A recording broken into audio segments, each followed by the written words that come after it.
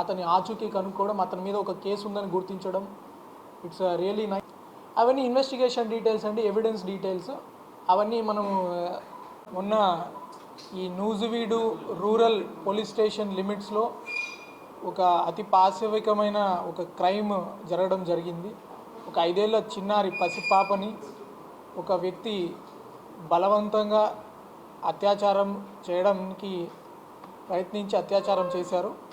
ఈ సంఘటన మనకి 2:30 ప్రాంతానికి 112 ద్వారా సమాచారం పోలీసులకి రాబడడం జరిగింది.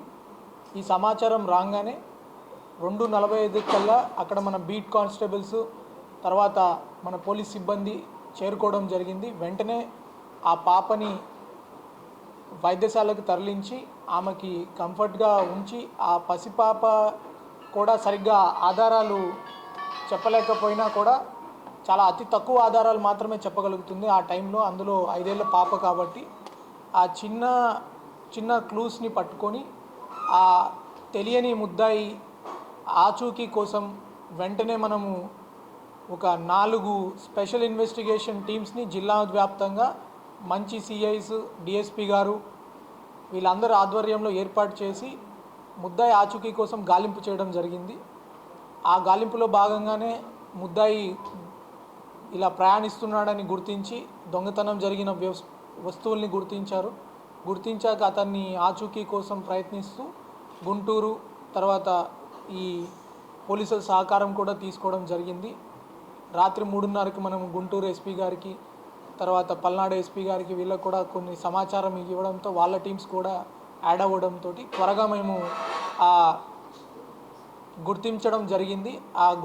ఆచూకీ తెలిసిన వెంటనే మనకి ఒక సమాచారం వచ్చింది. ఈ వ్యక్తి ఇంతకుముందు కూడా రెంటచింతల అనే ప్రాంతంలో 2019లో ఇతని మీద సిమిలర్ కేసు ఒకటి ఉంది, పోక్సో కేసులో.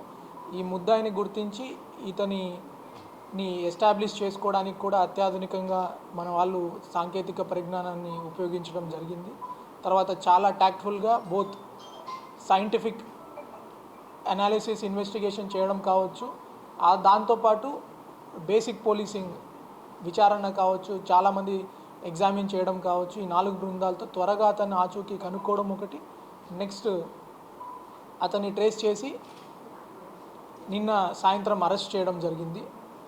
ఇలాంటి క్రైమ్స్ మళ్ళీ జరగకుండా కూడా ఎవరెవరు రిపీట్ అఫెండర్స్ ఉన్నారో వాళ్ళందరి లిస్ట్ కూడా చేయడం జరిగింది 100 డే యాక్షన్ ప్లాన్ కింద. పోలీస్ తరపున, ఏపీ పోలీస్ తరపున ఒక ముఖ్యమైన గమనిక అందరికీ కూడా, ఇలాంటి క్రూరమైన నేరాలు కలిగే ప్రవృత్తి ఉన్న వాళ్ళ గురించి మీకు ఏదైనా సమాచారం ఉంటే అలాంటి వాళ్ళ సమాచారం మా పోలీస్ కంట్రోల్ రూమ్కి చేరవేయడం చేయండి. కొంతమంది ఎవరైతే రిపీటెడ్ అఫెండర్స్ ఉన్నారో వాళ్ళ మీద ఈ offenders against women and children, ఈ చిన్నారులు మరియు మహిళల మీద ఈ అఘాయిత్యాలు చేసే వాళ్ళ గురించి ఒక సపరేట్ రిజిస్టర్ని కూడా మేము ప్రారంభిస్తున్నాము. అందులో ముఖ్యంగా మళ్ళీ నేరాలు చేసిన వాళ్ళ మీద కఠిన చర్యలు త్వరగానే వాళ్ళకి చేస్తాము. పీడీ యాక్ట్ పెట్టడం కావచ్చు, వాళ్ళ మీద ఉన్న కేసుల్ని ఫాస్ట్ ట్రాక్లో గుర్తించి వాటికి శిక్ష పడే విధంగా చేయడం కావచ్చు. ఈవెన్ ఈ కేసులో కూడా డిస్ట్రిక్ట్ జడ్జి గారితో కూడా మాట్లాడడం జరిగింది. ఈ కేసులో కూడా ముద్దాయిని త్వరితగతిన ఫాస్ట్ ట్రాక్ ట్రయల్కి తీసుకుపోయి ఈ కేసులో కన్విక్షన్ వచ్చే విధంగా మేము చేస్తాము. తర్వాత పాత కేసులో కూడా అతను బెయిల్ మీద ఉన్నాడు, ఆ బెయిల్ని క్యాన్సిలేషన్కి కూడా మనం లెటర్ పెట్టడం జరుగుతుంది.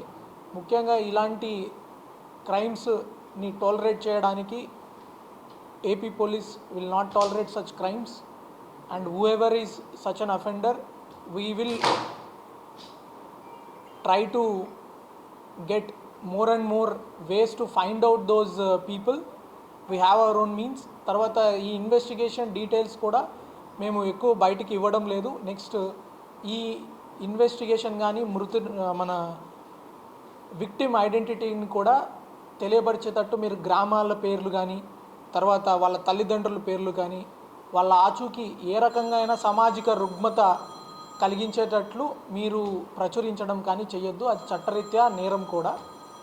ఈ కేసులో చాలా మంచి ప్రతిభ మన డిఎస్పీ ఏలూరు శ్రీనివాసులు గారు, మన CI Nuzvid, CI Bhimadolu, CI Nidamarru, తర్వాత మన ఎస్ఐస్ అందరూ, మన సిడిఆర్ టీం కావచ్చు, తర్వాత మన గుంటూరు పోలీసులు కూడా చూసుకుంటే ఎస్పీ గారు వెంటనే స్పందించారు. అంతే వేగంగా గుంటూరు సౌత్ డిఎస్పి కూడా స్పందించారు. వీళ్ళందరూ ఒక సమిష్టి కృషితోటి ఈ ముద్దాయి ఆచూకీని మనం గుర్తించడం జరిగింది.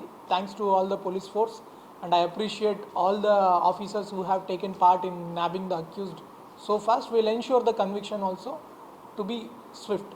Thank you. మన మిరియాల జయరామ్ అని చెప్పేసి ఈ వ్యక్తి మీద రెంటచింతల పోలీస్ స్టేషన్లో కూడా ఇతని మీద పోక్సో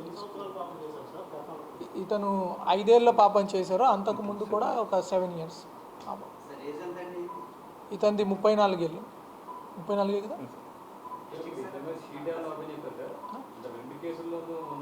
అంటే ఇతను వేరే జిల్లాలో ముద్దాయి కావడం వల్ల ఇక్కడ అతనిది షీట్ ట్రాన్స్ఫర్ చేసుకోవడం కూడా జరుగుతుంది. ఇక్కడ జరిగిన ఏదైతే ఇన్సిడెంట్ ఉందో దాని మీద షీట్ ఓపెన్ చేసి ఆ షీట్ని మళ్ళీ ట్రాన్స్ఫర్ చేయడం కూడా జరుగుతుంది. అండ్ ఇంకొకటి, ఇలా వేరే ప్రాంతాలకు చెంది మన ప్రాంతంలోకి వచ్చి ఎవరైతే ఇలాంటి నేరాలు చేస్తున్నారో లేకపోతే రాబరీస్ చేస్తున్నారో అలాంటి వాళ్ళ లిస్టులు కూడా తీయడం జరుగుతుంది. మీకు కూడా చాలామందికి తెలుసు, పోలీసులు ఆల్రెడీ కొంచెం హార్డ్ పోలీసింగ్ చేస్తున్నారు. మనము ముద్దాయిలకి తర్వాత ఎవరెవరైతే చెడు వాళ్ళు ఉన్నారో, అసాంఘిక శక్తులు ఉన్నారో వాళ్ళందరికీ ఇదే ఒక గట్టి వార్నింగ్. దయచేసి ఇట్లాంటివి మార్చుకోండి. మీరు ఒక కేసు ముద్దాయి ఇంకొకసారి తప్పించుకొని తిరుగుతామంటే పోలీసులు వదలరు. Will be very strong on you. అది వేరే జిల్లాల్లో నుంచి వచ్చి ఇక్కడ చేసిన వాళ్ళ మీద కూడా అంతే స్ట్రిక్ట్గా ఉంటాం. ఆ లిస్టులు కూడా తయారు చేస్తున్నాం. పాప ఆరోగ్యానికి ఏమీ డోకా లేదండి. వెంటనే గుర్తించడం జరిగింది. ఆమెని ఫస్ట్ ఇక్కడ మన నూజివీడులో చూపించడం జరిగింది. తర్వాత విజయవాడలో కూడా ఆమెకు చూపించడం జరిగింది. ఆమె ఆరోగ్య పరిస్థితికి ఏమి ఇబ్బందులు డిశ్చార్జ్